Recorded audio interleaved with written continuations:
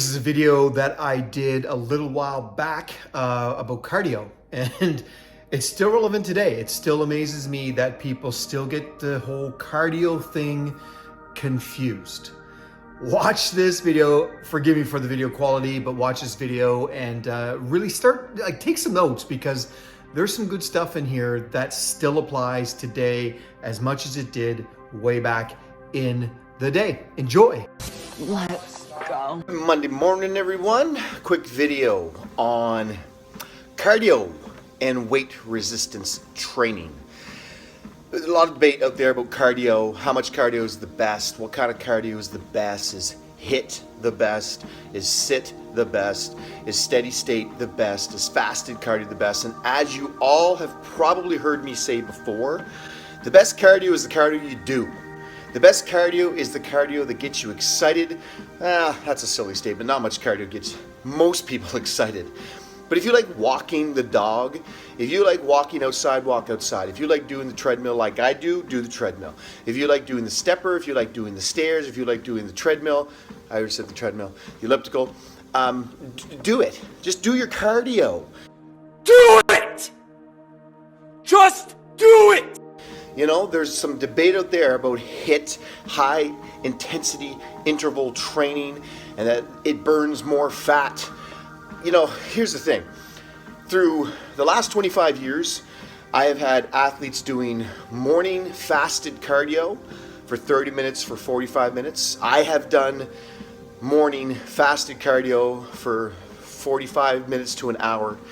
I've done post-workout cardio. The thing I find about post-workout cardio, though, is that if you truly do what you're supposed to be doing in the gym during your resistance training workout, if you're really pushing your body to the limits and going to failure, which you should be, it's really hard to do cardio afterwards. I mean,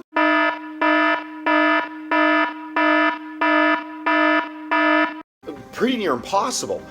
When I'm doing my workout, I'm leaving the gym crawling.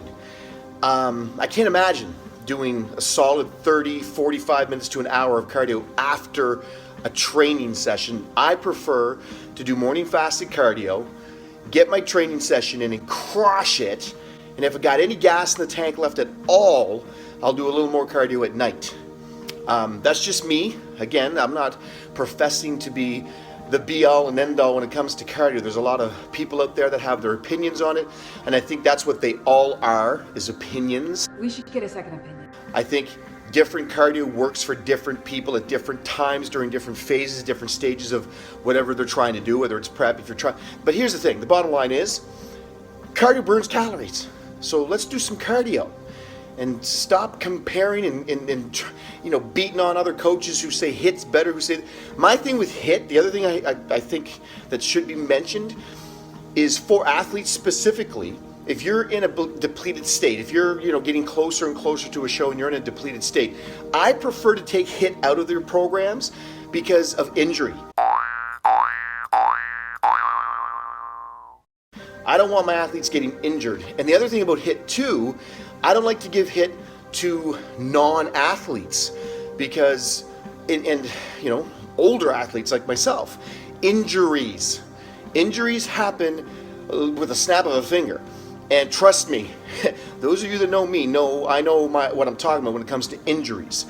Injuries can happen quick, and if your body is not used to, you know, explosive exercise or you know, running or the jarring impact that entails, I'm just not a fan of that kind of exercise during certain phases of a program. Depending on your age, depending on your athletic ability, depending on your background, depending on injuries you may or may not have. So HIIT is not always the answer. Most people, unless you've got severe hip injuries or knee injuries or ankle injuries, most people can do a steady state, what I'm doing right now, a steady state walk.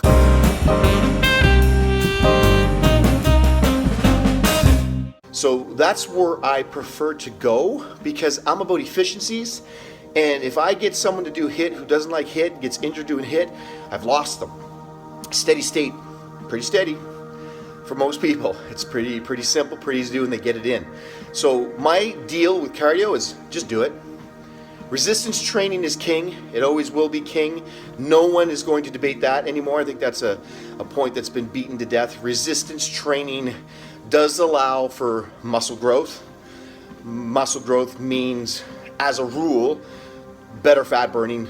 Your body's, just turns into muscle, makes your body a furnace and turns you into a fat burning machine as a rule.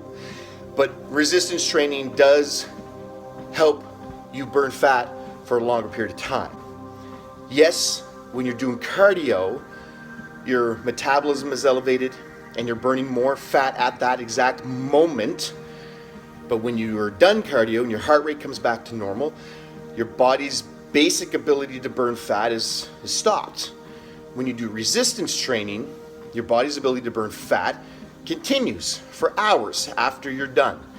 I don't stop. Because of the muscle being torn down. I mean, you can get into the science of it all, but basically your body's repairing the torn muscles that you've just beaten to death, hopefully, in the gym.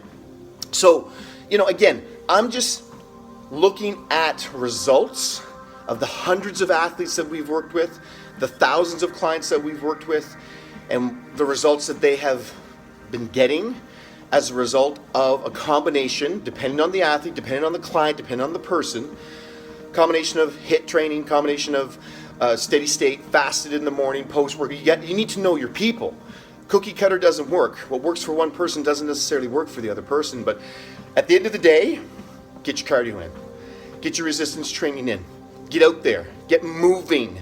Movement is the key. That's it. That's all. So have a movement-filled week. Get your cardio in somehow, some way. Just do it. Just move more. And you will start to feel better. Those endorphins will start to flow. Hormones will start to adjust. You will love it. Have a great week, folks. That's it. That's all you have to do.